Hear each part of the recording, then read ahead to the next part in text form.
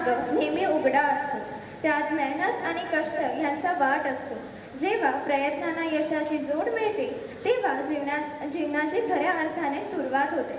सुप्रभात आदरणीय मुख्याध्यापक, माननीय गुरुजन वर्ग आणि माझे विद्यार्थी मित्रांनो, मी तारा टेळेकर, आजची सूत्रसंचालिका. आजचा दिवस उत्साही आणि आनंदी ठेवण्यासाठी आपल्या शालेय सभेची सुरुवात करूया. सकाळची सुरुवात सकारात्मक विचाराने व्हावी.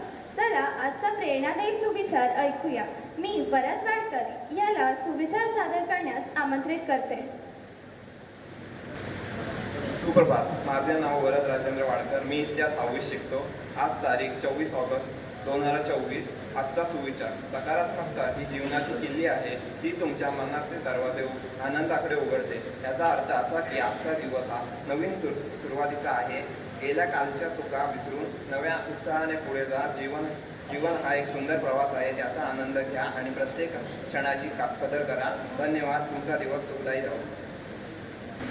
धन्यवाद वरद. शब्दसंपत्ती वाढवणे ही एक मोठी ताकद आहे.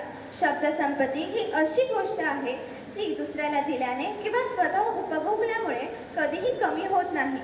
आजचा नवीन शब्द जाणून घेण्यासाठी मी कश्मीरा आदवेकर हिला आमंत्रित करते.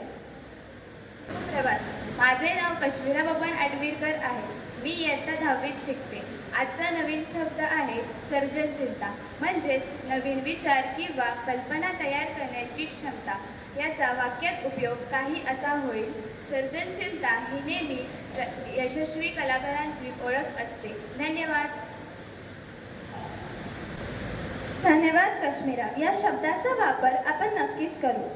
आम्हाला तुमची सोबत काही आश्चर्यकारक तथ्ये सांगण्यास आनंद होत आहे, ज्यामुळे तुमची उत्सुकता वाढेलच तर तुमचा सामूहिक ज्ञानाचा सुद्धा विस्तार होईल. विश्वासाच्या रहस्यापासून ते आपल्या नैसर्गिक जगाच्या आश्चर्यापर्यंत शोध लागलेल्या काही तथ्य ऐकू. त्यासाठी मी खुशी वेलणकर हिला आमंत्रित करते. शुभ सकाळ. माझे नाव खुशी वेलणकर आहे आणि मी इयत्ता 10वीत शिकते. आज मी तुम्हाला काही आश्चर्यकारक तथ्य सांगायला उपस्थित आहे. पहिले, तुमचा मेंदू एकदाच 400 ते 500 कॅलरीज बर्न करतो. दुसरे, ब्ल्यू व्हेलच्या जिभेचे वजन हत्ती इतके असते. तिसरे, मानवी दात हा शरीराचा एकमेव भाग आहे जो स्वतःला बरे करू शकतो. धन्यवाद. धन्यवाद खुशी. प्रत्येक दिवस काहीतरी विशेष घेऊन येतो. चला आजच्या दिवसाचं महत्त्व जाणून घेऊया. आजचा दिन विशेष सांगण्यासाठी मी सई सुवारे हिला बोलवू इच्छिते. शुभ सकाळ. माझे नाव सई संदेश सुवारे. मी इयत्ता 10वीत शिकत आहे. आज दिनांक 24 ऑगस्ट 2024, वार शनिवार. आजच्या दिवसाचे महत्त्व: पहिलं, स्वातंत्र्य सैनिक राजगुरू यांचा जन्म 1908 साली या दिवशी झाला. दुसरं, या दिवशी 1914 मध्ये पहिल्या महायुद्धात जर्मनी सैन्याने नायमुसवर ताबा मिळवला. तिसरं, आंतरराष्ट्रीय खगोलशास्त्र संघाने 2006 मध्ये प्लुटो ग्रहाचा दर्जा रद्द केला. धन्यवाद. धन्यवाद सई. वेगाने विकसित होत असलेल्या जगात माहिती मिळवत राहणे महत्त्वाचे आहे, जे एक जबाबदार नागरिक म्हणून गरजेचे आहे. आपल्या पाठ्यपुस्तकांच्या पलीकडे जग समजून घेणे आवश्यक आहे. आपल्या वर्गखोल्या आणि जागतिक घडामोडी यात अंतर कमी करण्यासाठी मी समृद्धी ठेंगे हिला आमंत्रित करते. शुभ सकाळ. माझे नाव समृद्धी ठेंगेल. मी इयत्ता 10वीत शिकते. आजच्या ठळक बातम्या. आंतरराष्ट्रीय बातमी: नेपाळमध्ये भारतीय प्रवाशांची बस नदीत कोसळली. 14 जणांचा मृत्यू. महाराष्ट्रातील लोकांचाही समावेश. राष्ट्रीय बातमी: गगनयान चंद्रयान-4 स्पेस स्टेशन थेट चंद्रावर पाऊल. इस्रोची 2040 पर्यंतची तयारी पूर्ण. क्रीडा बातमी: श्रीलंका वर्सेस न्यूझीलंड टेस्ट कसोटी सामना 6 दिवस चालणार. 23 वर्षांनंतर प्रथमच होणार अशी लढत. धन्यवाद. तुमचा दिन शुभ जावो. धन्यवाद समृद्धी. मी आता दुर्वांग घोसाळे ह्याला आपली गोष्ट सादर करण्यास आमंत्रित करते.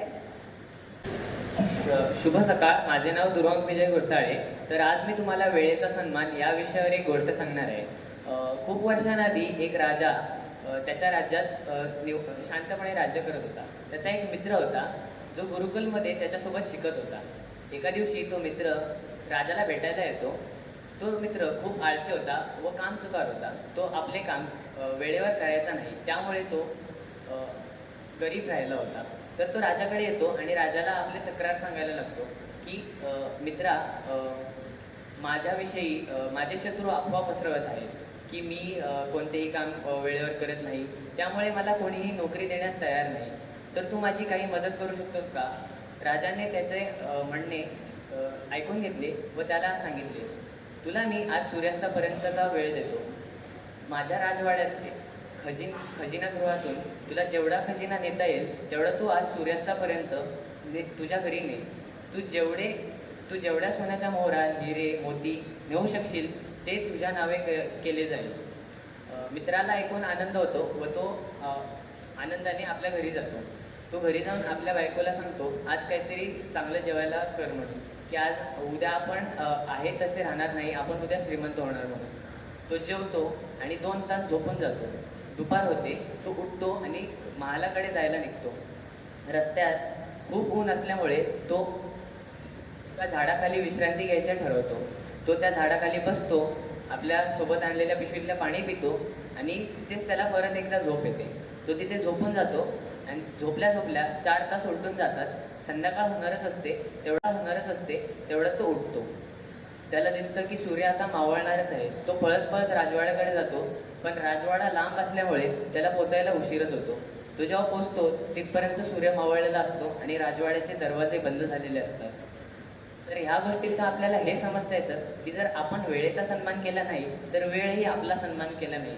जर त्या माणसाने वेळ राहताच राजवाड्यात पोहोचून त्याला गरजेच्या वस्तू त्या खजिनगृहातून काढल्या असता तर त्याचा दुसरा दिवस त्याच्यासाठी एक नवीन पहाट असता, तो श्रीमंत असता आणि तो त्याची एक नवीन ओळख बनवू शकला असता.